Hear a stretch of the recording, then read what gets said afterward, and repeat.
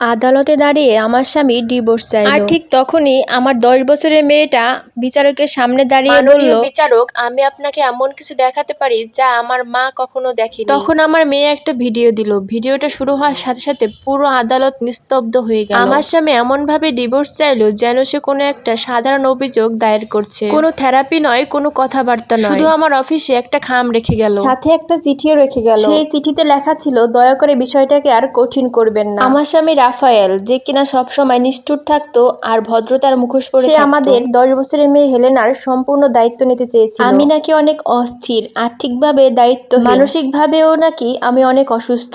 নিজেকে একজন শান্ত সহজ সরল বাবা হিসেবে তুলে ধরেছিল। যেহেতু সে ইস্ত্রি করা শার্ট পরতো আর লজ্জিত হয়ে কথা বলতো, তাই মানুষ তাকে অনেক সহজে বিশ্বাস করত। আদালতে সে আমার দিকে 2 সেকেন্ডও তাকিয়ে থাকলো না, চোখ ফিরিয়ে নিল যেন আমি তার ফেলে দেওয়া এক লজ্জাকর স্মৃতি। শুনানির প্রথম দিনে আমার মেয়ে আমার আর আইনজীবীর মাঝেই বসেছিল। পা দুটো ঝুলাচ্ছিল আর হাত দুটো বুকের মধ্যে এমন করে ভাঁজ করা ছিল যেন বুকের মধ্যে ব্যথা করছে। আমি চাইনি সে আদালতে থাকুক, কিন্তু আমার স্বামী জেদ করতেছিল। সে বলল এতে বিচারককে বাস্তবতা দেখাতে সহজ হবে, কিন্তু স্পষ্টভাবে বাস্তবতা ছিল ভিন্ন। আমাদের মেয়ের তার বাবা মায়ের নিজের চোখের সামনে ধ্বংস হওয়া দেখছিল। আমার স্বামী রাফায়েলের আইনজীবী প্রথমে কথা বলে, কারণ রাফায়েলই নাবালকের প্রথম তত্ত্বাবধায়ক। তিনি নরম গলায় বললেন তিনি স্কুলের রুটিন পর্যবেক্ষণ করেন। রাফায়েল অপ্রত্যাশিতভাবে উঠানামা করে। তিনি মেয়েকে অনুপযোগী সংঘাতের মধ্যে ফেলেছেন। অনুপযোগী আমার গলাটা যদি জ্বলে না যেত তাহলে আমি প্রায় হেসেই ফেলতাম। আমার কাছে প্রমাণ ছিল, মেসেজ, ব্যাংকের স্টেটমেন্ট, যে রাতগুলোতে রাফায়েল বাড়ি ফিরে টাকা সে এমন একটা ব্যাংক অ্যাকাউন্টে সরিয়ে ফেলেছিল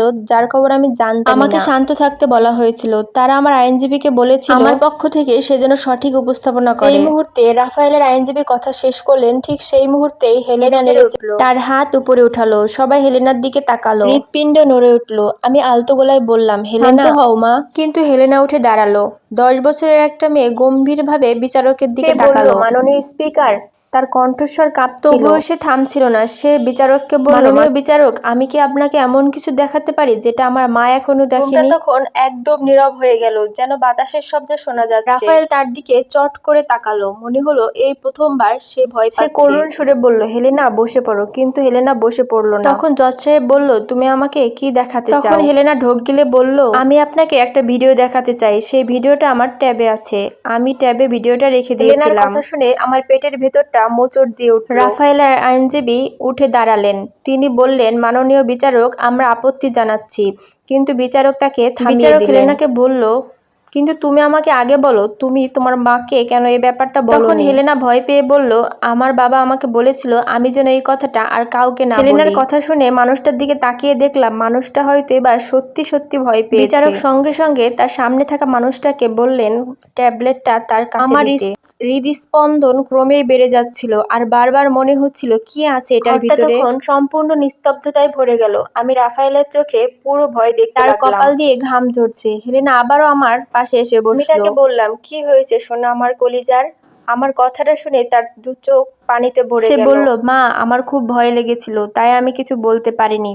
কথাটা শুনে হৃদয়টাকে 2 টুকরো করে দিল। আমি কিছু বলার আগেই বিচারক আবার ঘরে ফিরে এলো। তার মুখ ছিল খুবই গম্ভীর, চোখ ছিল সহানুভূতিতে ভরা। সে কিছু কাগজপত্র গুছালেন, তারপরে রাফায়েলের দিকে তাকালেন। তিনি বললেন, মিস্টার রাফায়েল, এই আদালত 3 মাসের একটা পারিবারিক ভিডিও দেখেছে। ভিডিওটিতে ছিল সেই লোকটি তার মেয়েকে তার মায়ের বিরুদ্ধে মিথ্যা অভিযোগ আনার কথা শিখাচ্ছে। এটাও বলা হচ্ছে সে যদি এই কথা তার মাকে বা অন্য কাউকে বলে তাহলে তাকে তার মায়ের কাছ থেকে নিয়ে যাওয়া হবে। আদালত জুড়ে সমালোচনা শুরু হয়ে গেল। আমার মনে হলো আমার পায়ের নিচে থেকে মাটি সরে যাচ্ছে। আমি ধীরে ধীরে রাফায়েলের মুখের দিকে তাকালাম। সে তখনও নিশ্চুপ ছিল। মুখের মুখোশটা খুলে গেছে। তার মুখের মধ্যে হতাশার ছাপ স্পষ্ট বোঝা যাচ্ছিল। এই ভিডিওটিতে তার মেয়েকে তিনি শিখাচ্ছিলেন তার মা যে অসুস্থ এটা যেন প্রমাণ করা হয়। সে সব ব্যবস্থা করে রেখেছে, মেয়েকে শুধু তার হ্যাঁতে হ্যাঁ মিলাতে হবে। এসব শুনে আমার আইনজীবী 1 মিনিটের জন্য চোখ বন্ধ করলেন। অবশেষে তার সত্যিটা বের হয়ে গেল। আমি আর শ্বাস নিতে পারছিলাম না ঠিকমতো। এটা শুধু বিশ্বাসঘাতকতা ছিল না, এটা নিষ্ঠুরতা ছিল না, এটা ছিল একটা কৌশল, ঠান্ডা মাথার হিসেব। আর সেই খেলায় আমাদেরকে গুটি হিসাবে ব্যবহার করা হয়েছিল। পাশে থেকে হেলেনা কাঁদতে শুরু করলো। আমি তাকে আমার বুকে জড়িয়ে নিলাম। ছোটবেলায় বজ্রপাতের শব্দ শুনলে যেমন করতো ঠিক তেমনি সে আমার বাহুতে জড়িয়ে তার গালে চুমু দিয়ে ফিসফিস করে বললাম, তুমি খুব সাহসী। রাফায়েলের আইনজীবী প্রতিক্রিয়া দেখানোর জন্য বৃথা চেষ্টা করলেন। তিনি বললেন, বিচারক, আমার মক্কেল তখন মানসিকভাবে অসুস্থ ছিলেন। বিচারক তাকে বাধা দিয়ে বললেন, সবকিছুই প্রমাণ হয়ে গিয়েছে, আমি যেসব বিষয়গুলো দেখেছি সবগুলোই গুরুতর। তারপরে সে আমাদের জমা দেওয়া নোটিশগুলো উল্টে পাল্টে দেখছিলেন।